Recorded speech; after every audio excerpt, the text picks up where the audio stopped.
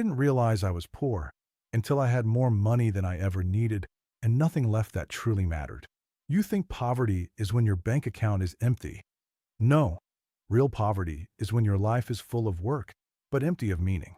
And I lived that kind of poverty for most of my years, dressed in clean clothes, holding a respectable title, smiling in places where I felt nothing at all.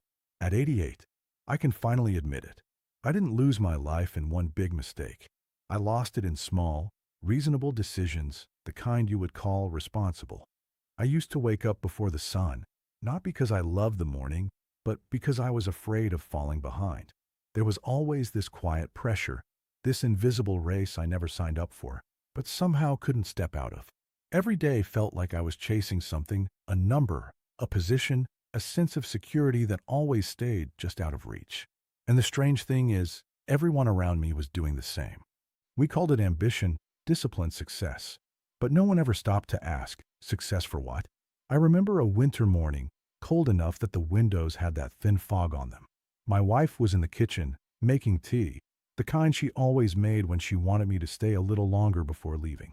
She didn't say it directly, she never did, but I could feel it in the way she moved slower, in the way she placed the cup in front of me, hoping I would sit, just for a few more minutes. But I looked at the clock. I always looked at the clock. And I said, "I'll be late." Such a simple sentence, but it carried a decision I didn't understand at the time. I chose time for money again. I kissed her forehead, distracted, already thinking about work, and walked out. If I could go back to that moment, I wouldn't change my job. I wouldn't change my income. I would just sit down, hold that cup, and stay. Because now, that kitchen is silent. And no amount of money can buy me one more morning like that. You see, when you're young, you believe time is endless.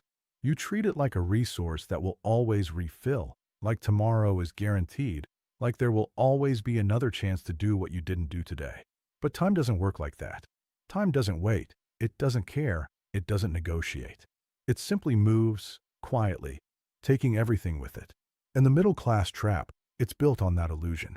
It gives you just enough stability to stop questioning your life, just enough comfort to keep you from taking risks, just enough fear to keep you in place. I was never rich, but I was never poor either. I lived in that comfortable middle, where everything looks fine from the outside, but something inside you keeps whispering, "This can't be it." I ignored that voice. For years, I ignored it, because ignoring it was easier than facing it. Facing it would have meant change, uncertainty, stepping into something unknown. And like most people, I chose safety over truth. But safety is not always safe. Sometimes, it's just a slower way of losing everything that matters. I had a friend, his name was Daniel. We started working together when we were young, full of energy, full of plans. He used to talk about starting his own business, about traveling, about living life on his own terms. But every year, he delayed it. Just one more year, he would say, "I need more savings." And then another year passed, and another, and another. One day, he stopped talking about it altogether. The dream didn't die in a dramatic way. It faded quietly, like a light slowly dimming until you don't even notice it's gone. That's what happens when you sell your time for too long. You don't just lose time, you lose yourself. Your desires become smaller, your courage weakens, your world shrinks to what is predictable, manageable, safe. And one day, you wake up and realize you don't even remember who you wanted to be. That realization, it's heavy. Heavier than any workload I ever carried. Because work, you can finish. But a life half-lived, you can't go back and complete. I used to think that working harder would give me freedom, that if I just pushed a little more, earned a little more, I would finally reach a point where I could relax, enjoy life. But that point, it never comes. Because the system is designed to keep you moving, not to let you stop. There is always another bill, another goal, another reason to keep going. And while you keep going, your life quietly passes. I missed birthdays, not all of them, but enough. I missed conversations, the important ones, the ones that don't repeat themselves. I missed moments where nothing important was happening, but everything meaningful was.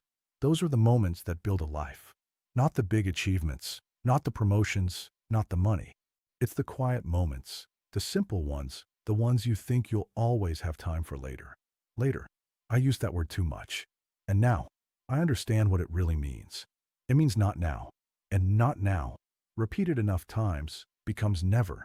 If you are sitting there, listening to me, thinking you still have time, let me tell you something gently, but honestly. You have less time than you think. Not to scare you, but to wake you. Because I wish someone had said this to me when I was your age, not in a loud way, not in a motivational speech, but like this, quietly, honestly, without trying to impress me. Just the truth. Your job will take as much from you as you are willing to give. And most people give everything. They give their energy, their attention, their best years, their health, their peace of mind. And in return, they get a salary, a routine, and a life that feels incomplete. I'm not saying don't work. No, work is part of life. But don't let it become your life. Don't let it consume the parts of you that make life worth living. Learn to protect your time, even when it feels uncomfortable, even when it means saying no, even when it means stepping away from what everyone else is chasing. Because the crowd is not always right. The crowd is often just busy. Busy repeating the same patterns, chasing the same things, ending up in the same place. And I ended up there too. A place where I had enough, but not what I truly needed. Peace, presence, connection, those things don't come from money. They come from how you choose to spend your time. And time is the one thing you can never earn back. I sit here now, with days that are quieter, slower, heavier with memory. And I think about all the things I thought were important. Most of them weren't. The arguments, the deadlines, the stress, the pressure, all of it faded. But the moments I missed, they stayed. They stayed in a way that money never could. So if I could sit where you are sitting now, if I could live your life again, I wouldn't chase more money. I would chase more moments. I would still work, but I wouldn't give my whole self to it. I would leave earlier, even if it cost me something. I would sit longer, even if nothing productive was happening. I would listen more, speak less, be present, fully present, not halfway there with my mind somewhere else. Because in the end, life is not measured by how much you earned. It's measured by how much you truly lived. And living is not something you can postpone. So don't wait for the perfect time. Don't wait until everything is stable. Don't wait until you feel ready. You will never feel ready. And time will not wait for you to catch up. Take back your time, little by little, moment by moment. Protect it like it's the most valuable thing you own, because it is. And one day, when you are sitting where I am now, looking back, you won't remember how many hours you worked. You will remember the moments you chose not to sell. And I hope, for your sake, there are enough of them to fill the silence.